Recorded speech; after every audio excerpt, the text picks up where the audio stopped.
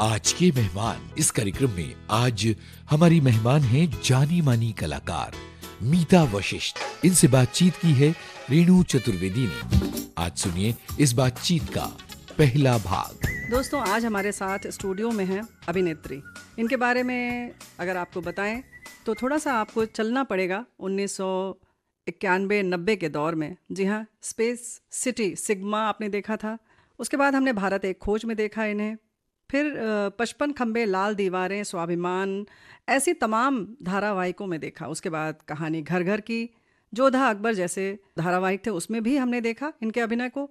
फिल्मों की बात करें तो आपको याद दिला दें, ताल, कसाई, गुलाम, कस्बा, सिद्धेश्वरी, अहमक और छोरी अभी हाल ही में फिल्म आई। इसके संग संग इन्होंने और भी बहुत सारे काम किए हैं। बहुत सारे डिज़ाइन, फिल्म और थिएटर संस्थानों, निफ्ट जैसे FTII, NSD दिल्ली और NID अहमदाबाद में आप विजिटिंग फैकल्टी रही हैं। विदेश में आपने रंगमंच के ऊपर बहुत सारी कार्यशालाएं आयोजित की, स्क्रिप्ट पर शोध करती हैं, लिखती भी हैं। बहुत सारे इन्होंने धारावाहिक लिखे भी, उनका निर्माण भी किया। यहाँ पर और एक बात बता दें, 2004 से मध्यकालीन कश्मीरी रहस्यवादी लल दद्द के जीवन पर आधारित एक रंगमंच पर आप नाटक खेलती हैं, जो पूरे भारत में प्रदर्शित किया जा रहा है, अंग्रेजी और हिंदी में। इसके बारे में बहुत विस्तार से चर्चा करेंगे। और भी बहुत सारे इनके काम हैं। इन्होंने एक मंडला संस्था का भी निर्माण किया है, उस दिशा में भी काम कर रही हैं। तो बहुत सारी चीज़ें हैं। तो बातें जाहिर है दोस्तों बहुत सारी होंगी और बड़ी तरीके की होंगी, बहुत विविधता होगी, जिसमें हम स्वागत कर रहे हैं आज अपने स्टूडियो में मीता वशिष्ठ जी का। बहुत बहुत स्वागत जी। बहुत बहुत शुक्रिया। शुरुआत कहाँ से की जाए? थोड़ा सा आपके बचपन में चलें हम लोग। जी ज़रूर ज़रूर। कहाँ आपका जन्म हुआ, कब हुआ, आप थोड़ा सा बताइए। मेरा जन्म पुणे में हुआ जी। उस समय मेरे पिताजी जो फौजी अफसर थे, उनकी जो पोस्टिंग थी वो देहू रोड में थी। जी। देहू रोड में कोई अस्पताल था नहीं। मैं पहली पैदाइश थी अपने बहुत युवा माँ बाप की। अच्छा। तो RH फैक्टर होता है ना, नेगेटिव पॉजिटिव, हाँ, तो हाँ, उसका हाँ। कुछ था चक्कर। तो उन्होंने कहा कि हो सकता है कि एक तरह से वो ट्रांसफ्यूजन देना पड़े, अगर बिकॉज मम्मी का RH फैक्टर पॉजिटिव था, डैडी का नेगेटिव, या मम्मी का नेगेटिव पॉजिटिव, दोनों O हैं, तो मैं O नेगेटिव हूँ। तो उस वजह से उन्होंने कहा कि हो सकता है कुछ, तो इसलिए हमें मिलिट्री हॉस्पिटल गए पूना में। तो मेरा जन्म वहाँ का है जी। और मेरी पहली पिक्चर भी पूना में हुई थी, वार वार वारी। अच्छा, 22 साल बाद। क्या बात है। तो द्विज 2 बार पैदा हुई हूँ मैं वहाँ। हाँ, तो ज़्यादातर मेरे पिताजी आर्टिलरी में थे जी। IC 5162, इंडियन कमीशन 5162, मुझे अभी भी याद है। वो उनका ID नंबर था। जी। है, मैं तो मानती हूँ अभी भी है। हाँ, क्योंकि उन्हीं का है और किसी को मिल नहीं सकता है वो। जी बिल्कुल। है ना। तो उनका जो पोस्टिंग्स और तबादले होते थे वो सब आर्टिलरी, मतलब वो जो पैदल चलते हैं और जो बंदूक को, छोटी जो बंदूक होती है, जो पहियों पे बंदूकें होती थी क्या जी। उसको भी ले जाते हैं। और तो मोस्टली फुट पे भी चलते हैं, इन्फेंट्री नहीं, आर्टिलरी। उसमें बियाबान जैसी जगहों में हमारी पिताजी की पोस्टिंग होती थी। हाँ। तो मैं जब बहुत छोटी थी तो शायद रांची, कंचरापाड़ा, 65 वॉर के बाद कंचरापाड़ा में रीग्रुपिंग हो रही थी यूनिट की। तो पिताजी north east frontier alliance, Nipah, जो नॉर्थ ईस्टर्न स्टेट्स थे, वहाँ से आ रहे थे। तो मम्मी हम तीनों बच्चों को लेके उनसे मिलने वहाँ गई थी 15 दिन के लिए। वहीं पे बुलाया था सब फैमिलीज़ को। तो अलग अलग नाम, रांची, नामकुम जहाँ मेरे भाई का जन्म हुआ, फिर बबीना, तालबेहट जो मध्य प्रदेश में आते हैं। बीना बबीना आसपास है। हाँ, तालबेहट जहाँ पे माता टीला डैम अब है, लेकिन बचपन में मैंने माता टीला डैम के, जिसे उसका आकार खड़ा हो चुका था, उसका कंकाल जिसे कहते हैं, खड़ा हो चुका था। और हम उसके माने वहाँ पे नीचे जो नदी बह रही थी उसमें हम लोग, पिताजी जो बड़े एंटरटेनमेंट, बहुत जिंदा दिल थे, तो उनको हमेशा एंटरटेनमेंट मेंबर बनाया जाता था। अच्छा। इंचार्ज। तो तालबेट में 65 फील्ड रेजिमेंट थी। तो वहाँ पे बियाबान सा था, बेर के बहुत सारी झाड़ियाँ थी और खुले वातावरण सा था। बेर की झाड़ियाँ होती थी, तो हम बच्चे उन्हीं में खेलते थे। और बैरिक्स थे, बैरिक्स समझती हैं आप, वो लंबे लंबे कमरे, माने लंबे लंबे कॉरिडोर, उसमें कमरे, हर कमरे के साथ एक बाथरूम, और पीछे वो बैटमैन का तंबू लगता था। और हम बड़े मज़े में देखते थे कि तंबू के आसपास कैसे एक 2 फुट की खाई खोदी जाती ताकि सांप वाप जो आए वो उसी में गिर जाएं और तंबू में ना घुसे। और जो 3 कमरे हर अफसर को दिए जाते थे जिनके बच्चे और परिवार था। एक कमरा था ड्राइंग रूम, तो एक था किचन। किचन के बाथरूम जो था वो किचन में तब्दील हुआ था। अच्छा। तो गैस के ऊपर वो टंकी लटकी हुई थी, अच्छा। चेन खींचने वाली फ्लश। फ्लश टंकी, वो जो पहले होती थी ना जी ऊंची जी, लोहे की लोहे टंकियां वाली छत उसमें तक चेन होती होती थी। हाँ। जी जी। तो ऐसे ऐसे हमने मेरा बचपन गुजरा है बहुत इम्प्रोवाइज जगहों में। जो इसलिए बाद में काम आ रहा था। हाँ, जो काम में जी। आया बाद में। और इम्प्रोवाइज जगहों में स्कूल्स हुए अक्सर, क्योंकि ओहो। तालबेट जब यूनिट सेटल हुई तो झांसी से नन्स आई, उन्होंने 4 तंबू लगाए और 4 तंबुओं में 4 कक्षाएं खुली। अच्छा। तो सबसे बड़ी कक्षा जो थी वो चौथी थी, जिसमें मैं थी। तो 2 साल हम लोग तंबू में पढ़े, 2 बेंच लगा के। तो ऐसा बहुत कुछ होता था। पिकनिक्स थी, वो हम लोग जंगलों में जाते थे। और मैं बताऊँ, ये अजीब बात होती कि किस तरह हिस्ट्री और लेजेंड कैसे बन जाती। तालबेट में जब हम थे तो मेरे पिताजी ने 2 जगहों के नाम ऐसे ही नामकरण कर दिए, यूं ही चलते फिरते। अच्छा। तो एक बड़ा सा तालाब था, झील थी। जी। तो पूरी चांदनी रात में वहाँ पे पूरी यूनिट पिकनिक पे जाती थी पूरे परिवार के साथ। तो उसमें चांद का रिफ्लेक्शन हो रहा था, तो मेरे पिताजी ने उसका नाम चांद ताल रख दिया। अच्छा। चांद ताल, हाँ हाँ। ताल तालाब हाँ, और चांद उसमें दिख रहा है। दिख रहा है, तो चांद ताल। फिर एक बड़ा सा एक पत्थर था जो हाथी के आकार में था, बहुत ही हाथी बना था उसमें। तो उन्होंने कहा ये हमारा एलिफेंटा रॉक है। अच्छा। हाँ, एलिफेंटा, एलिफेंट से एलिफेंटा। तो कई साल बाद, ऑलमोस्ट 5-6 साल पहले, जो कि 30 साल 35-40 साल बाद, मुझे कोई मिले अफसर, फौजी यंग थे, तो उन्होंने कहा बातचीत करने लगे वो मुझसे, कहीं मिले पता नहीं कहाँ, कोई ट्रैवल था या एयरपोर्ट था कुछ था। मैंने कहा आप कहाँ पे? कहते मैं आर्टिलरी से हूँ। मैंने कहा अच्छा अच्छा, मेरे पिता भी। कहते हैं कि, मैंने कहा आप कहाँ पे पोस्टेड हैं? कहते आपने जगह का नाम नहीं सुना होगा, तालबेट। अच्छा। तो मैं चुप रही, मैंने कहा अच्छा हाँ। कहते वहाँ बहुत बड़ा आर्मी बेस है। और मैंने कहा और कैसा है वहाँ पे, क्या जी। है? तूने कहा वहाँ पे बहुत बड़ा। मैंने कहा स्कूल वूल कैसे हैं? तूने कहा बहुत बड़े सेंट्रल स्कूल हैं ये वो। जी। तो मैंने कहा और क्या? कहते और हमारे पास 2 हिस्टोरिक साइट्स भी हैं वहाँ पे जो बहुत अच्छा। मशहूर हैं। तो मैंने कहा वो क्या है? कहते हैं एक चांदताल लेक है अच्छा। और एक एलिफेंटा रॉक है जो प्राचीन है। जिसका नामकरण आपके पिताजी ने किया। तो मैंने कहा वो प्राचीन नहीं है, उनको आप, मैं डेट दे दूंगी आपको, 1967 के से उनका नाम पड़ा है, वो मेरे पिताजी ने ही रखा था। तब मैंने उनको बताया। जी। तो ऐसा बड़े कमाल की चीज़ें होती है। और अक्सर उन दिनों हम लोग जब नदियों में जाते थे तो जी। हमारे जो खिलौने थे वो सारे जो अच्छे अच्छे चमकीले से या एकदम चिकने से पत्थर मिलते हैं ना, एकदम हाँ, smooth। बहुत सुंदर। तो अक्सर हमारे माता पिता, जो हमारा जो सामान जाता था एक जगह से दूसरे, वो 2 बड़े बड़े बोरे पत्थर होते थे। पत्थरों के, जी। ड्रिफ्टवुड के, ये हमारी जमा खिलौने पूंजी होते होती थे। थी। तो ये था मेरा मेरी बचपन। छोटी बेटी भी कहीं से भी आती थी तो हम लोग उसका पहले पॉकेट देखते थे। जी छोटे छोटे पत्थर जी चिकने चिकने वो निकलते थे। जी अभी अंडमान निकोबार हम लोग पिछले साल गए तो मेरे सन इन लॉ और मेरी छोटी बेटी, जी वहाँ पर ऐसे ढेर सारा उन्होंने अलग अलग आकार रखे। हमने कहा तुम लोग बेचने के लिए बैठे हो क्या? यहाँ पे ऐसे कपड़े पे बिछा लिया।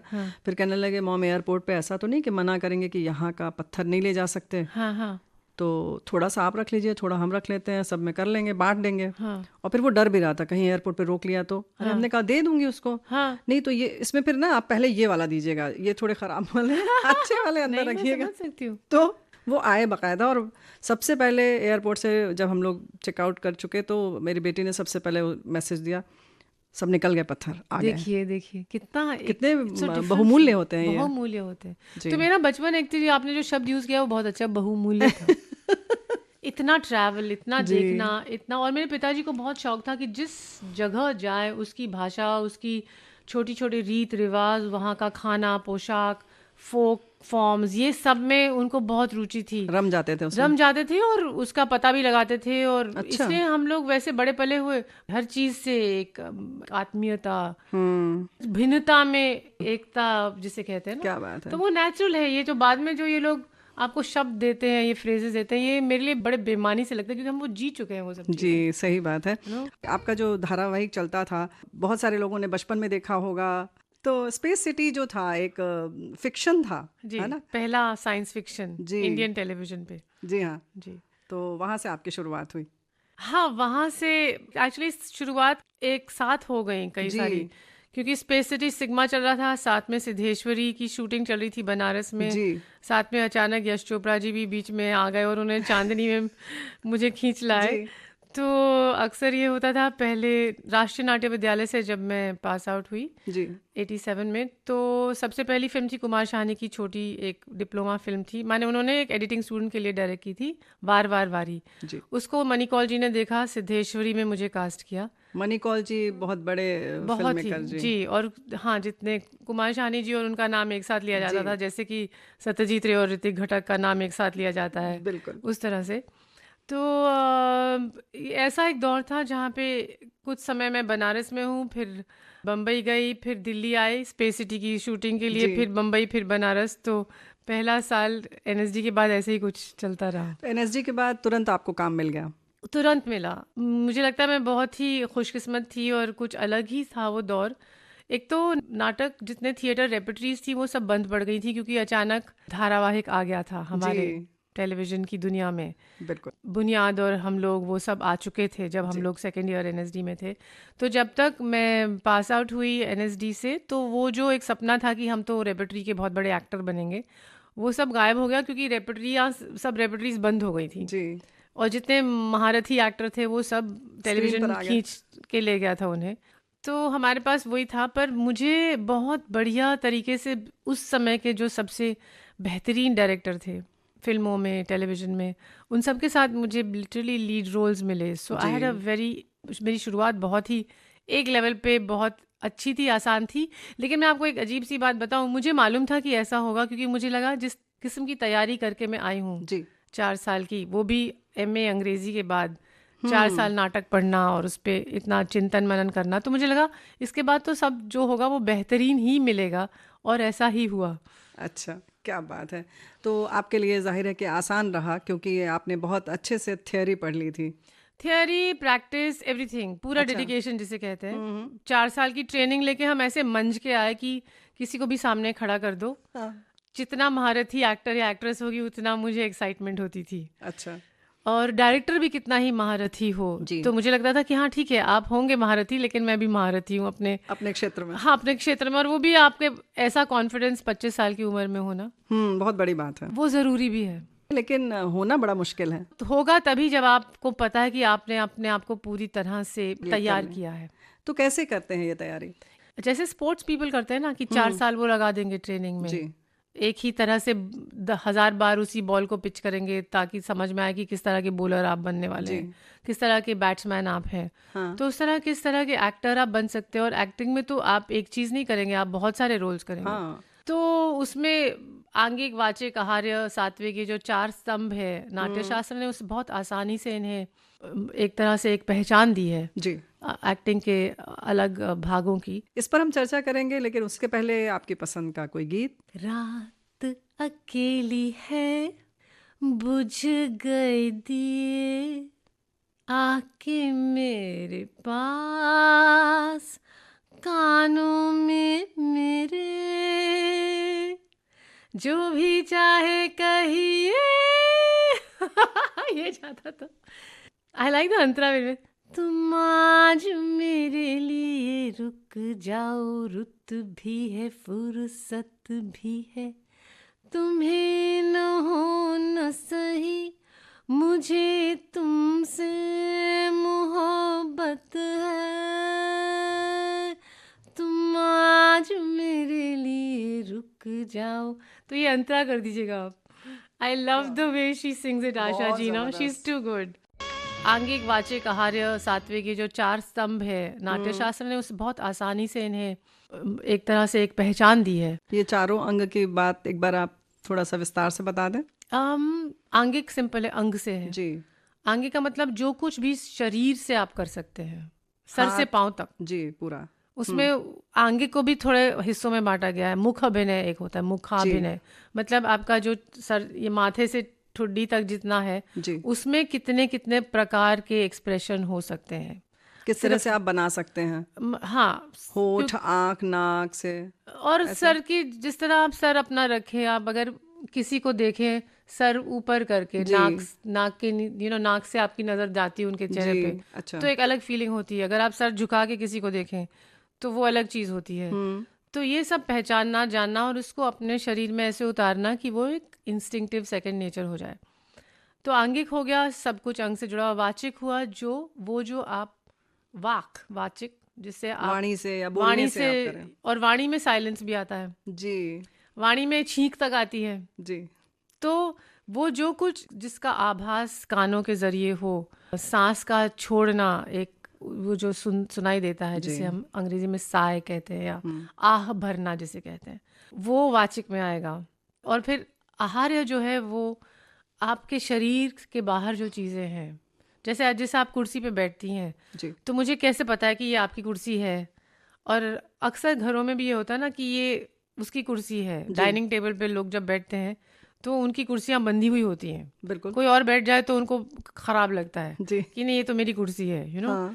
तो हमारा जो रिश्ता है हमारे से बाहर की चीज़ों से जो संबंध है वो बहुत गहरा है, उसको हम अक्सर नहीं समझते हैं। बिल्कुल। इसीलिए जब हमें किसी को आघात करना होता है, जैसे बचपन में खास तौर से, आप एक दूसरे की पुस्तकें फाड़ देते हैं। हाँ। जो बहुत चीज़ जिससे आपको प्रेम हो है। उसको आप तोड़ देंगे किसी की चीज़ को, नो। तो वो मेरी भी एक सहेली संवेदनशील। थी जिनके अपने पति से थोड़ी अनबन चल रही थी कई सालों से, जी।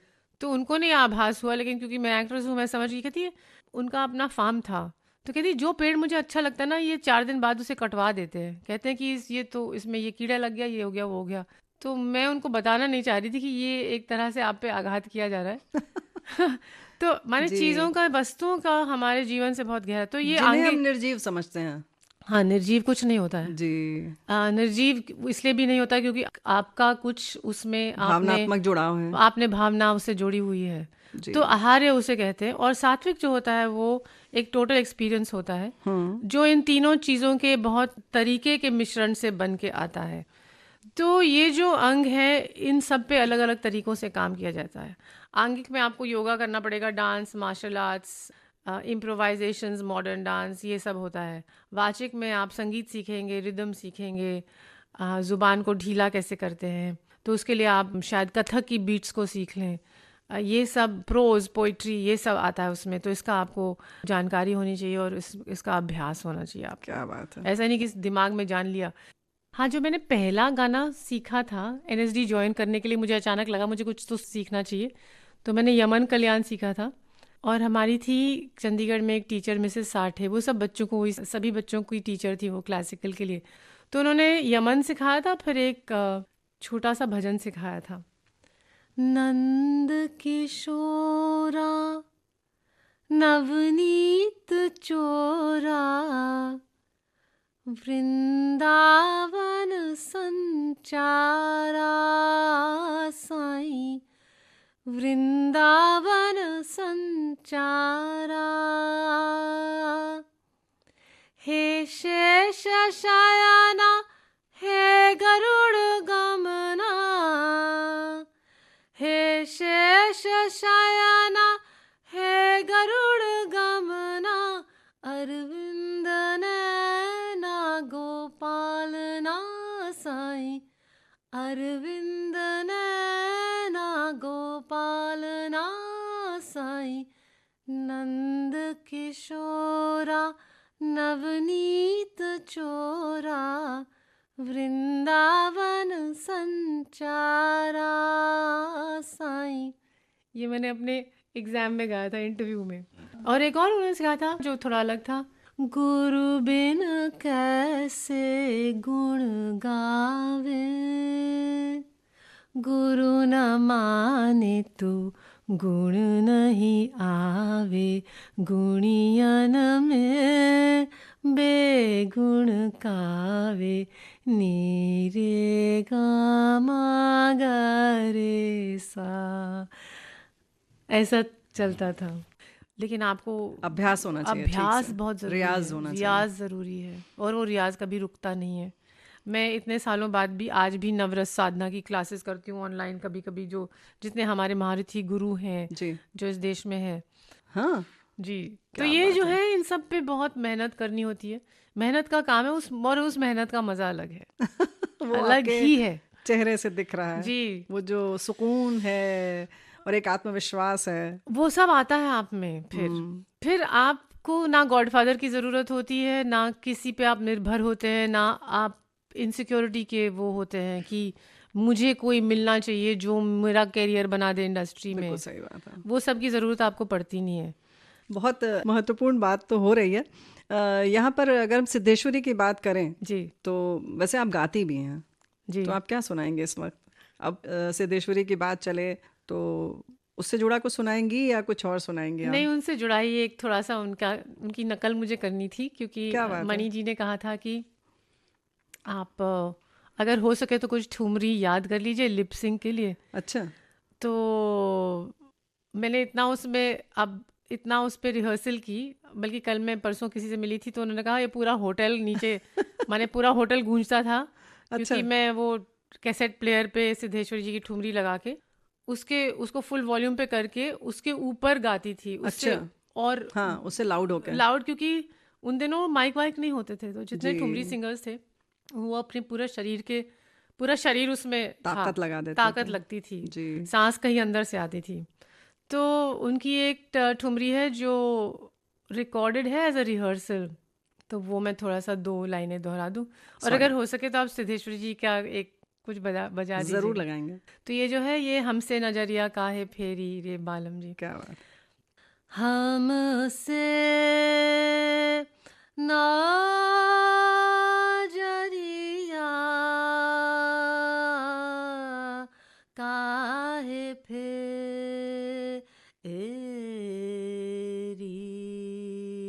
रे बालम जी।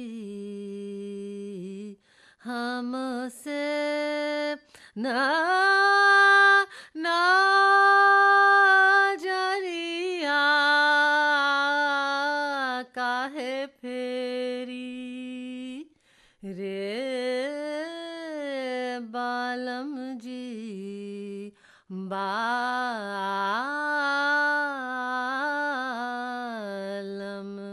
हमसे नजरिया काहे फेरी। वाह, मज़ा आ गया, बहुत सुंदर।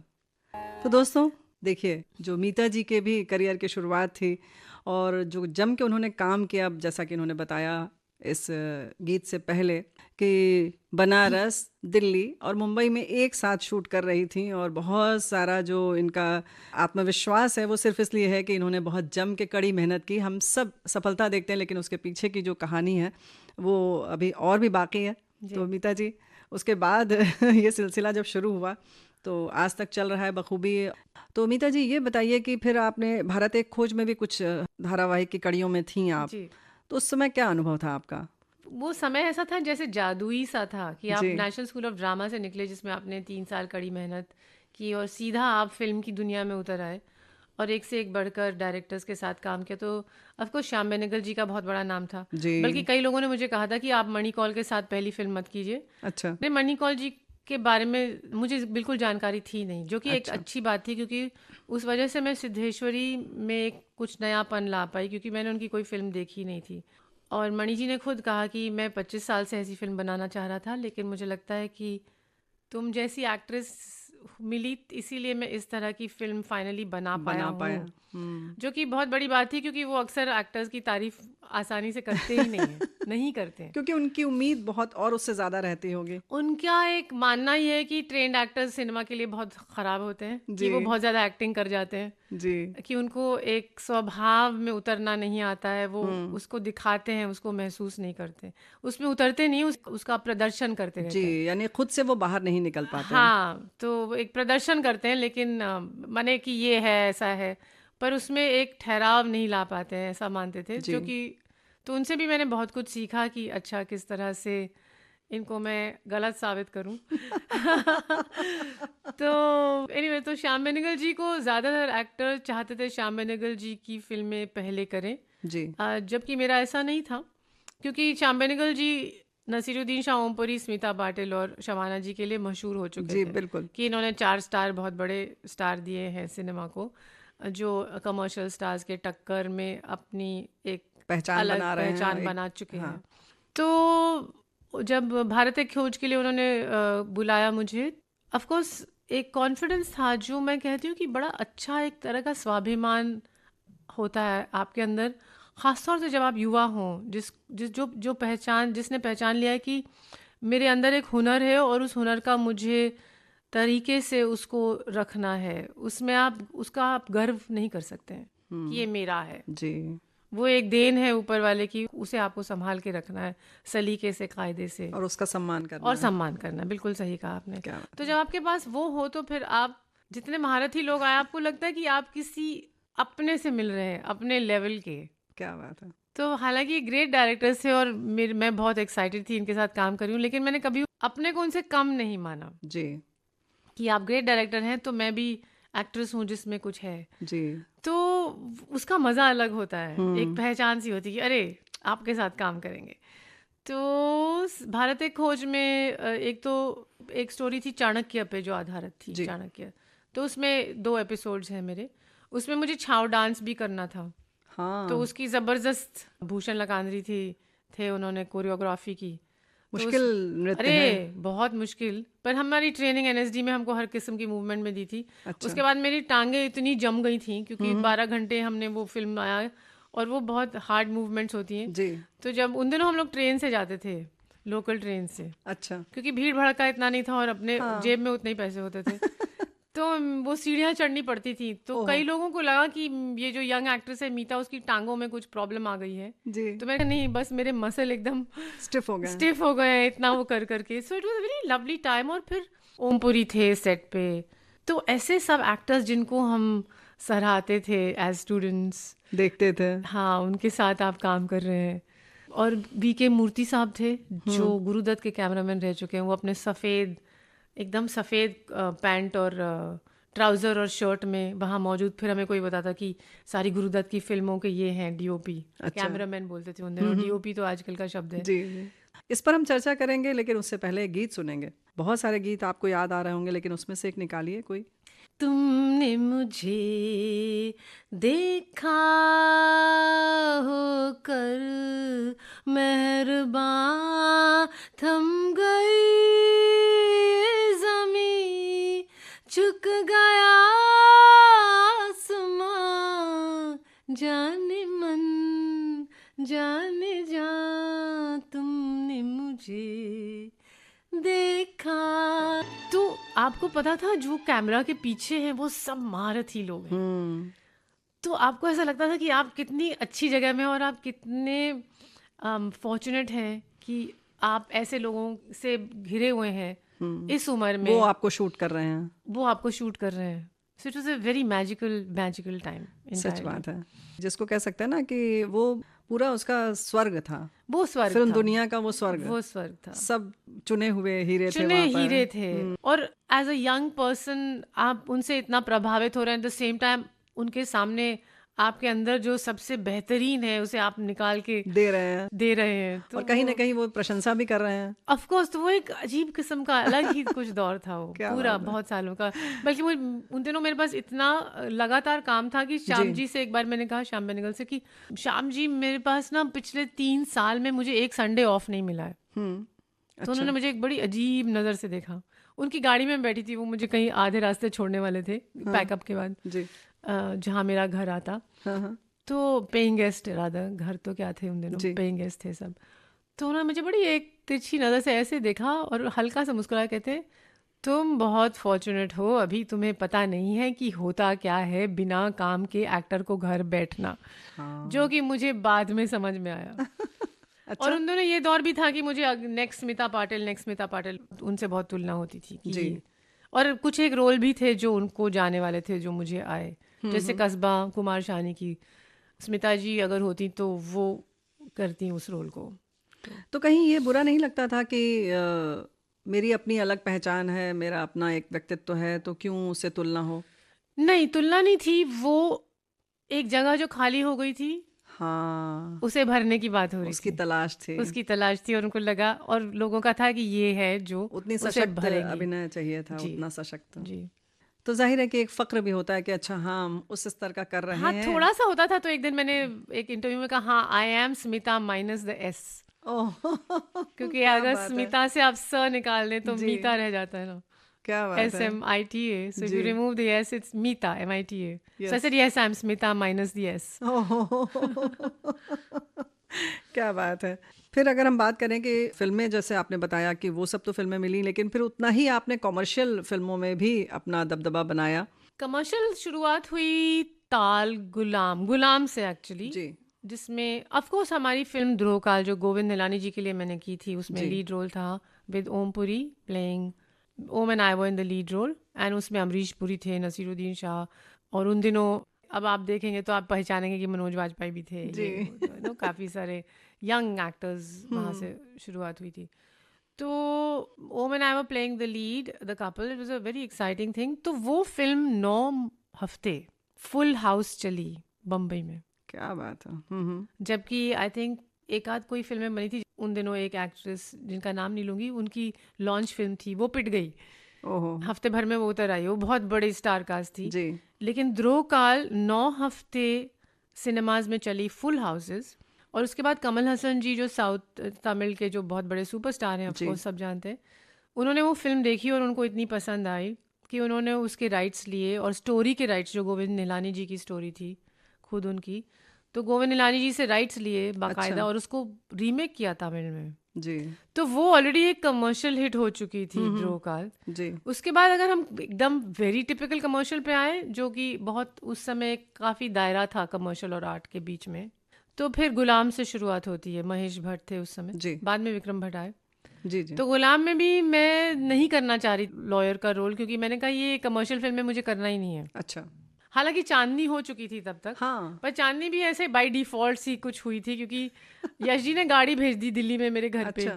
क्योंकि मैं आ ही नहीं रही थी सेट पे। लोगों ने उन्हें बताया था कि एक यंग एक्ट्रेस है, उसे आप देख लीजिए, और मैं भागती थी दूर, क्योंकि उन दिनों हमारे लिए कमर्शियल स्टार्स को हमने सिर्फ पर्दों पे देखा था, या जी। फिर पोस्टर में, और वो पोस्टर भी हैंड पेंटेड होते थे, हाँ, बड़े उस बड़े, समय तो। जी। जी। या फिर मैगजीन्स में। तो वो दुनिया अलग थी। मुझे कमर्शियल जी। फिल्में बहुत पसंद है, मुझसे ज़्यादा मेरी माँ को पसंद है। अच्छा। हाँ ना, तो हम लोग देखते थे, सराहते थे एज एन ऑडियंस, पर मैंने अपने आप को एज एन एक्ट्रेस कभी नहीं देखा उसमें। अच्छा। क्योंकि वो दौर अलग था।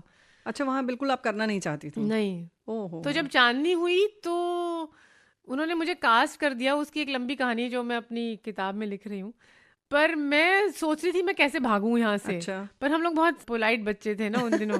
अच्छा। तो हम 2 चीज़ें नहीं पूछ सकते थे। एक तो हम ये नहीं पूछ सकते थे कि पैसे कितने दे रहे हैं आप, अच्छा। और दूसरा हम ये नहीं बोल सकते थे कि नहीं सॉरी ये नहीं छोटा मुझे करेंगे। नहीं करना है कमर्शियल फिल्म में रोल। अच्छा। और यश जी बहुत स्वीट आदमी थे। हाँ। तो वो आ जा बेटा पुत्र आ जा, ये बस। मैंने कहा जी रोल क्या, कहते बता देंगे। अच्छा।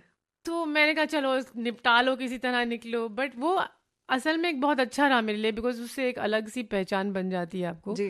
But it wasn't the heroine's role, you know. So obviously I didn't want to do any kind of anything less than a lead, because art cinema में सारे लीड रोल ही कर रही थी। जी। तो मेरी इच्छा नहीं थी। जानी मानी अभिनेत्री मीता वशिष्ठ से रेणु चतुर्वेदी की बातचीत का पहला भाग अभी आपने सुना। रिकॉर्डिंग इंजीनियर अनुश्री गुप्ता, प्रस्तुतकर्ता जुबैर खान।